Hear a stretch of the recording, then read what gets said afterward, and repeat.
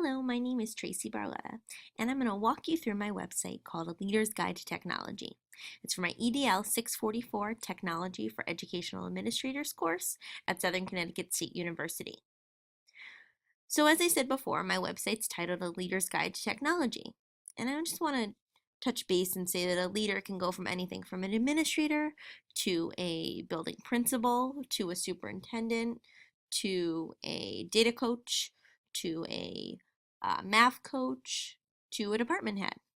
And my first part of my page kind of has technology and all different words that we associate with technology, just to introduce us to what we're going to talk about. So I say at first, why integrate technology into education? And that's one of the main focuses that this website deals with, is different ways to incorporate technology into education and why exactly to do it. I'll read you my opening statement, which says that parents and stakeholders are part of the digital age. The way that communication is received is through devices. If there is a notice that needs to go home, there's a phone blast, an email, and often a text to the parents' cell phones. Parents don't call as much as they used to and rely on email to communicate with schools, administrators, and teachers. Using technology relates to the parents on another more appropriate level. Students are growing and evolving just as technology is for the future. Nowadays, students are attached to their devices, whether it be an iPhone, an iPad, a tablet, a cell phone, video games, computer games, and so much more. Integrating technology into your lessons brings not only the excitement factor, but the ability for students to relate. Showing a clip of Hannah Montana, along with an explanation to relate to a character in a story having a split life, will spark your students' interest unlike any lecture would. Technology in the classroom is the way of the future. Since you have a video about vision, we go on to a video about active leadership, which is actually a Prezi that I had created for a different project. Different ways to integrate technology into lessons. And you can see there's a couple articles that you can read, along with access for all students, and another article really interesting about how students, what kind of access they have depending on their socioeconomic status, and the differing levels of technological access. It's really, really interesting. Go on to my next page, which is my standards page, which is something that all administrators should go by, which is the ISTE standards. Our ISTE standards stand for the International Society for Technology and Education. And the ISTE standards are kind of like your guidelines. So when you're developing a new technological program, or when you're coming up with a technology committee, they should make sure that they are following these standards. And the really great thing about the website is you can actually download this right off the page. And you can print it, you can give it to all of your colleagues and everybody working on your committee. My next page is my teacher resources page. And this is one closest to my heart because I am personally a teacher. It has examples of lessons, student work, and rubrics. A lot of it talks about how integrating technology can seem like a daunting task, and how nowadays you're really into technology or you're not into technology at all, and you have the mindset that, oh, bigger and better things are on the horizon with technology, or why can't we just leave things the way that they are? Well, hopefully everybody will get into the, ooh, bigger and better things are better with technology mindset, because it really is the way of the future. And it talks about in here all different ways: digital resources such as Scholastic News and Time for Kids, document cameras and projectors, laptops, all those kind of things. And many teachers feel like, well, my district doesn't provide any of that. Well, it also tells you on this website to tell you about donorschoose.org, which is an awesome website to get technology for your classrooms and for your schools without you actually taking the money out of your pocket, your district taking it out of your pocket. Starbucks, Disney, Oprah, all these different people donate to Donors Choose to get your projects funded. As you scroll down, you can see that I have a math technology component, different ways to integrate technology into a math lesson. I have a math lesson plan. So you can see it's actually one that I've personally done in my classroom. A little bit so you can see. All right, different ways to work with polygons and do perimeter and area. And then back to our teacher resources page. You can see that. And then there's a 5th grade math lesson plan, same thing as I showed you before with the 3rd grade. Cool thing about the 5th grade lesson plan is that I did find an iPhone and Android app, which means that students can use this on iPads, they could use them on iPhones, they can use them on any Droid device. And it's instead of using an actual coin and your coins going all over your classroom and your dice getting rolled on the floor, they're legit coin flipper dice roller apps. They're randomized, so you don't have to worry about anybody cheating. And this way you can do a lot of your projects dealing with probability right on your iPad and your iPhone. So great way to integrate technology and kind of just calm down what's going on in the classroom. I have a rubric for technology. I have some student work samples using technology. Using a couple of different things called Animoto, which is a type of automatic slideshow, which is really simple for kids to use. EarthCam, which is similar to Google Maps, to make a voice thread. So the students are walking you through the EarthCam so you can see different parts of the world. And then one of the last ones is actually something that I'm really excited to use personally with my students. It's called Glogster. And what the students make is they make like a page with all information about something.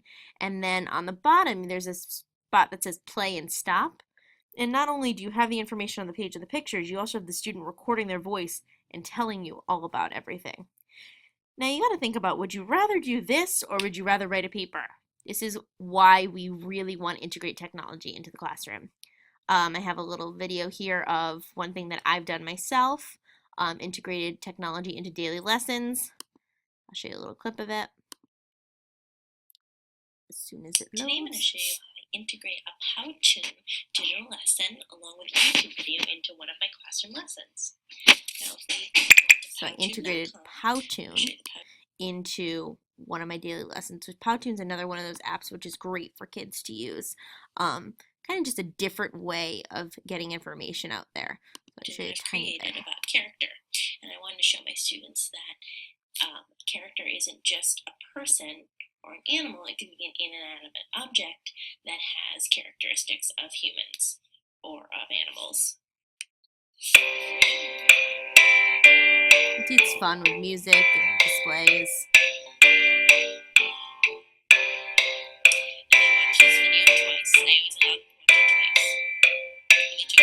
It shows images and fun stuff like that, and then I'm just going to actually skip ahead and show you that I showed them in a video that I showed them that characters aren't just a person like you or me. They can also be somebody such as...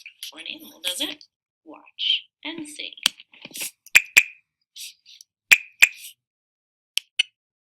Hang on to your hats, you devil dogs, because the master blaster of all time is going to give you a soul injection. They're the 5 spunkiest little characters you've ever met. It's a possibility. For years they've been waiting. Oh, see? And through the video you can see that they're not just inanimate objects. They are characters in their own. You have the toaster, you have the lamp, you have the blanket, the radio, all that kind of stuff. It was a great way to get the kids really interested in characters. Another video about leaders motivating their staff with a video from the Mighty Ducks. It's a circus. Going from being mad, Sky is black, Ducks fly together! and all about teamwork with ducks flying together. Next, we'll go into the stakeholder support page, which is resources for stakeholders to partake in a student's education through technology. And one of them is PowerSchool, which is something that I use every day. It's great because the parents, the administrators, the teachers, all on board. Absolutely love it. The students are really into seeing their grades as soon as possible. So as soon as I grade something, I put it right into PowerSchool. Parents can see. They actually have this option to get an email as soon as a grade shows up. It's great for administrators because as teachers log entries about how students are behaving, great things they see, issues that they have, administrators have it right away. Great way for administrators and teachers to communicate without actually communicating. Khan Academy is another nonprofit educational organization, free education in the areas of math, science, history, and art, which means that you go ahead and you watch the tutorial on YouTube. They'll complete some activities. There's actually a progress tracker for students so that they can follow along and see how they're doing in certain areas. And it's great for students to bring to their teachers and say, well, this is what I'm struggling with. I did try it on my own. Do you think you can help me? And teachers can do like a little after school study program with them. ACEs is a well-known resource to teachers, administrators, parents, and students in the special ed field. Great, great resources for everybody. They're in the schools, they're out of the schools. They have programs where the students go just there as their school, or they have like half placement days where they're there for part of the day and there for the whole day. We have the Department of Rehabilitation Services, which is great, along with the BRS for the Bureau of Rehabilitation Services. Great because it kind of gives kids a way to transition easily. So you go from living in your parents' house to you're done with high school, and what do you do now? It helps them transition from everyday living with mom and dad to everyday living on their own and eventually getting a job. I do have a little thing with any other resources that you see, send me an email and we will put them up on the website. Let's see, what else do we have next? We have systemic improvement. So some of these are Common Core, which everybody knows what Common Core is. It's the new standards that everybody follows for education. Live binders, which is great. It's a place for staff to access different files. Bloomboard is another one of the file sharing websites. It's actually great because it's also for teacher evaluations. A lot of schools use Bloomboard. I personally use Teachscape. Same thing, great because a lot of videos are up there so the teachers can learn what exactly administrators are looking for, and they actually have training sessions on them, which is great. I have PowerSchool up here again too because a lot of information goes through PowerSchool as well. We'll go to data collection and analysis. And on here we have from Cedar to Excel. So what I actually did was I went to the state website and got information. Today I'm going to show you which how I'll to let take myself data talk off the for you. state Cedar website, put it into an Excel file so you can be able to put it onto a data collection website for your district. I'll say. So I'm just going to shorten this up. Students enrolled as of October 2010. So what I did was I went in and I wanted to see how many students were enrolled in a certain grade level. I clicked through, I took my information, I brought it on over to Excel, and then I showed you how to make it into an actual bar graph, which then you can take and you can put right into your website. And I wanted to show you a couple different ways. So I did that by the video. I also want to show you step-by-step photos so you can actually see a lot closer of a picture of how to do it. This one was using the strategic school profile for a district and finding out what their CMT scores were in math, writing, reading, which is great. You can see them graphed out ever so nicely. Sorry, math, writing, reading, and science. You can see them graphed out so nicely for grades 5 and 6. Another one, data collection, was taking a national site and getting information from it and going right on to Excel. And that Excel file then you can bring right to your website or any kind of meetings you have to go to.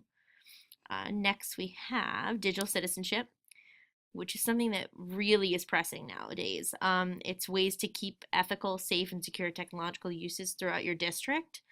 We don't know what's going on in cyberspace, so we have the Children's Internet Protection Act, Children's Online Privacy Protection Act, and all of these websites you can click, obviously, for more information. And this is great to share with any of your colleagues about what exactly to do. Say you come into an issue and you're like, oh my gosh, I found this on a website.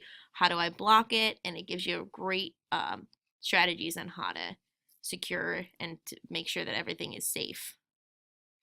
And you can see actually some of these are great because they're great for kids. They're learning tools, but they don't really know they're learning. So you could show your kids educational books and animated DVDs with topics about online safety, cyberbullying, responsible downloading, and balancing screen time with real life. Faux the Technocat is actually one of my favorite ones. And all you have to do is click on any of these pictures, and they'll bring you right to the websites. Great for kids to do. And they're things that I would have my students do in class as well. Kind of give them a little guide through as to what's going on. I have a nice little evolution of technology, kind of one of those interesting things for you as you go along. If you want to show up at a meeting and bring up to your colleagues and say, hey, look, did you know that in 1631 this happened? All those kind of things. And lastly, I have a professional learning page. And on the professional learning page, you can see some of our cohorties over there showing us about using Google and sharing your Google Drive with your students.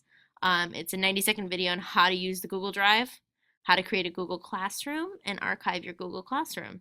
There's also a teacher assignments page so all the students can follow along, and some more for technology support. And all of these you can click on your own. I hope you enjoyed my video.